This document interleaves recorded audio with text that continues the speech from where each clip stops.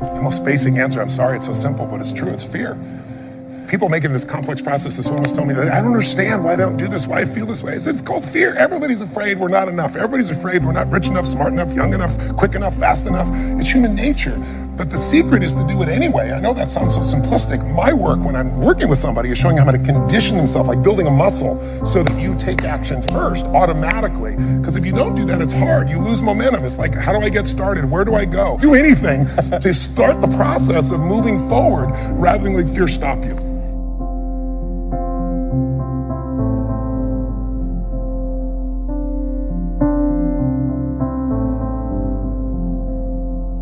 All of you have targets, things that you're after.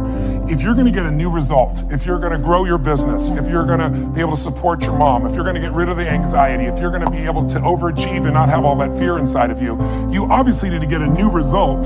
You're gonna have to get new action. You don't get new results with old actions doing the same thing. Exactly. What human beings can do is amazing. What they will do is usually disappointing. It's not because we're not capable of it. It's because we don't have new actions because we get in certain emotional states that dominate us, like anxiety, like fear of failure, right? Like the fear of the loss of your mother as an example. So if you're in a state of fear, you're going to behave very differently and get very different results than if you were in a place of being courageous or bold or warm or connected or playful, any of those.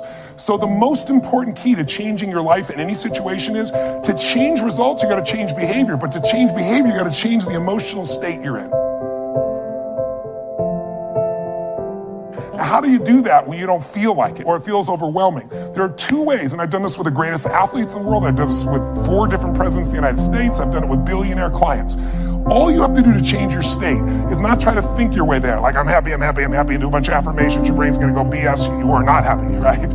What you need to do is make a radical change in the way you use what we call your physiology. It's a big word, it just means the way you use your physical body. I've taught this for 40 years, and about 3 years ago, Harvard finally did a study where they proved what I did worked, and they called it these power positions. And what they showed was if you stand, everyone can try this, stand up just for a moment if you want, everybody at home can try it as well. So do something really silly. Put both your hands on your hips like Wonder Woman or Superman or that stuff, right?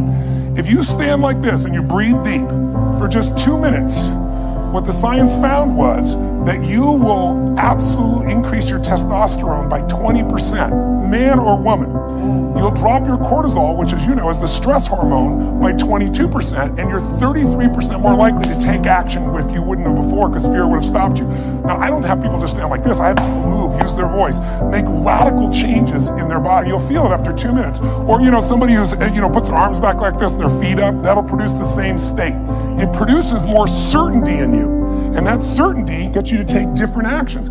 So if you are in a situation, you think of the worst scenario, your mom dying, no, my business goes under, I never achieve at the level I need to, all the things I have anxiety about, the minute you focus on them, you go into those states of fear, and then you behave fearful, and you get lousy results. And when you get lousy results, what does it do to your brain? You go, see, I told you I couldn't do this. It becomes this negative loop.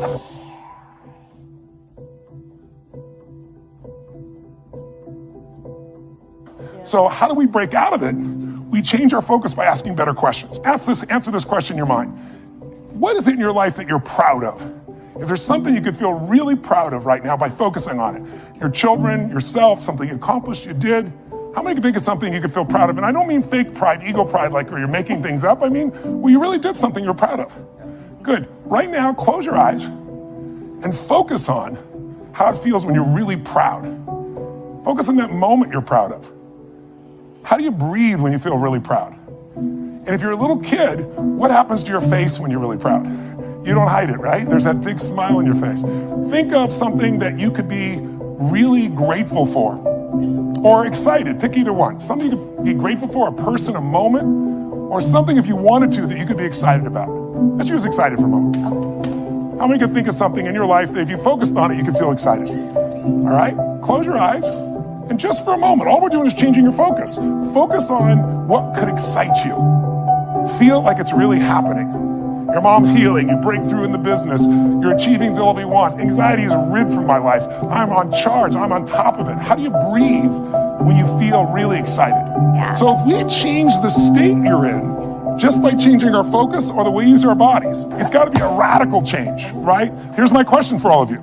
If you focus on what you want, life has probabilities. There's no guarantees, but you increase them when you change your state. And that's really what this is all about. Learning to change your body and learning to change your focus.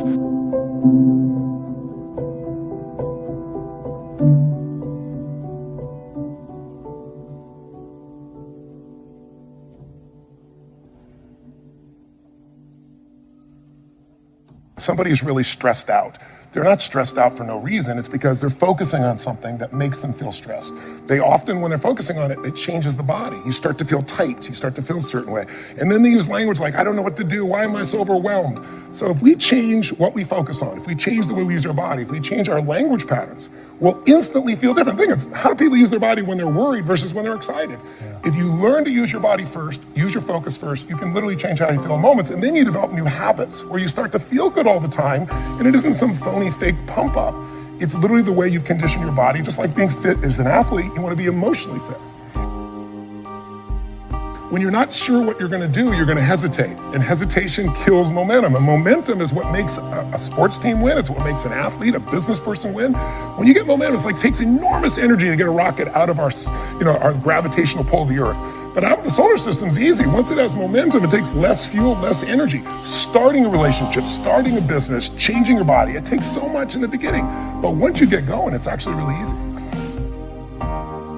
We all have a need for certainty. We have a need to know that we can avoid pain, that we can be comfortable. Some people do that when they're stressed by smoking. Some people work out hard to deal with it. Some people eat to try to get that comfort back. If you were certain every moment of your life, you knew what people are going to do, when they're going to do it, how they're going to do it, you'd be bored out of your mind. So we also need uncertainty. If you have too much uncertainty, you freak out. If you have too little, you feel bored out of your mind. And you can get uncertainty or variety by a great conversation, by making love, by taking on a new job or a new career, a new opportunity. You get a million ways. The question is, do you meet your needs in ways that are positive or negative? Because sugar will make you feel good in the moment, but you feel good long term. Smoking a cigarette will make you comfortable and certain.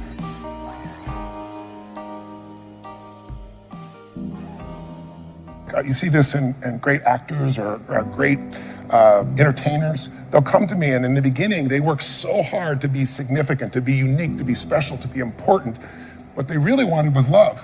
But now people stop on the street, and they'll say to me, they don't even know who I am. They just want my time. They just want this. They want a picture. They don't respect my family. They don't respect it. You'll hear them so upset. What they wanted was the love. We can have both. But the more significant I am, the more unique I am, the more separate I am from you. The more connected I am, then some people go, yeah, but where am I? Where am I special? So finding that balance between the two is what makes people feel alive. And we can meet all these needs in positive ways or negative ways. You can get significance by tearing other people down.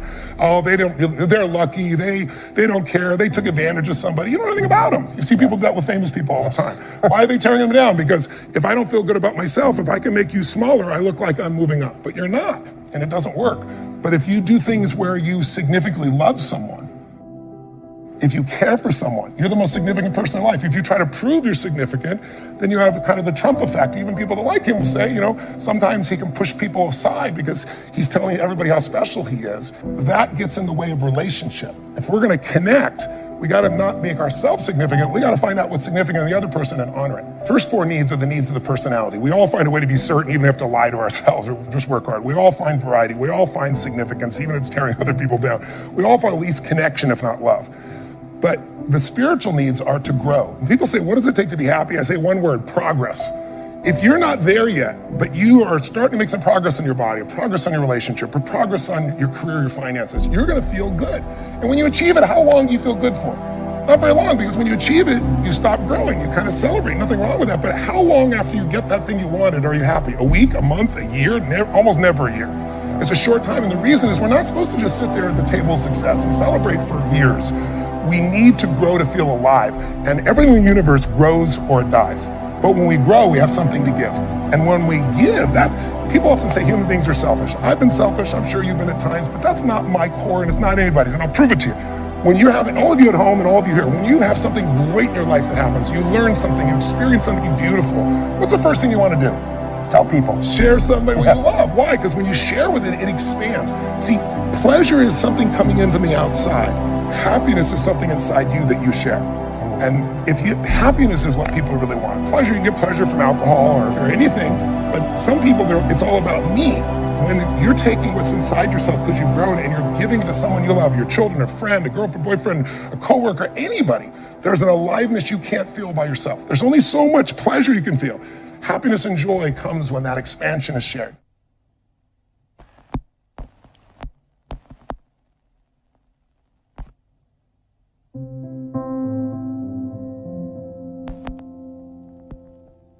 Well, if you want a breakthrough, not just a little change, you can change laterally. You can go from being pissed off to frustrated.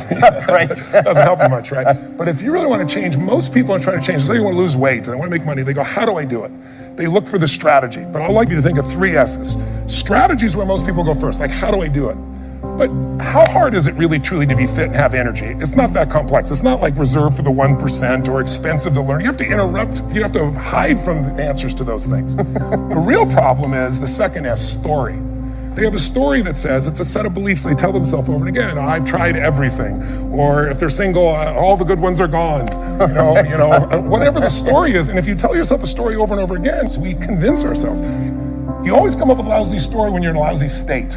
And so the number one thing I show people to do is how to change their emotional state. When you're feeling tired or frustrated, when you learn how to change your body so that you really feel excited and isn't fake, when you learn how to change your biochemistry, which is what I teach people to do, when you're upset with someone, do you ever notice how you can now remember everything that they've ever done that ever upset you, right? But when you're in love, what's wrong with life? What's wrong with anything? When you're in love, we have no money. Who cares? We're in love, right? So your emotional state controls the story you have about your life, and then your story determines whether you find a strategy, or even if you know the strategy, whether you really do it or not. When people say I tried, what they're really telling me is I have a story that says I should try this, but it's really not going to work. So I give it a half-reared attempt and it didn't work, and now I can tell people I tried. What you really got to do is learn to change your emotion, your state, change your story, and then you can find the strategy, or you can make the strategy to work. I constantly believe you got to feed your mind and challenge your body, because the mind-body works together. What stops people, as we said, is fear. Well, fear is physical. You feel it in your throat, your gut. But if you do something really physically strong on a regular basis, you develop a new emotional habit. And that emotional habit will get you to follow through and do things differently that people won't do. It's really not that complex. There are a few habits in your life that truly could change your whole life. I start every single day with this process called priming, training my brain to be in a peak state. So what I do every day is I prime myself for what I want rather than letting the environment control me. We've all had times when you snapped at somebody and you felt bad because it wasn't them, it was the state you're in, right? Well, there's no excuse for that. If you prime yourself, you set yourself up. But the way I did it is I do this process, and it's 10 minutes, I put some music on, I do this massive change in my breathing so it radically changes the way I feel. And then I do this 3-step process. First, I do 3 minutes of gratitude where I think of 3 things I'm really grateful for, and I associate, I don't think of it over there, I feel it. And the reason is, when you're grateful, you can't be worried. You can't be fearful. When you're grateful, you can't be angry. And anger and fear are what screw people up most in their relationships, in their life, in their business. So I wire myself. I was saying to you that most people want to be happy, but their habit is to be worried or pissed off or frustrated or stressed. And so they've got a highway to stress and they got a dirt road to happiness. So I wire myself. I've got a highway to gratitude, which changes all your emotions. And then I do a 3-minute process of kind of a prayer for my family and friends. And then I do a 3-minute process of the top 3 things I want to accomplish. I see it as done and I feel it. I'm done in 10 minutes. So sometimes I go 20, but my deal is 10, so there's no excuse not to do it.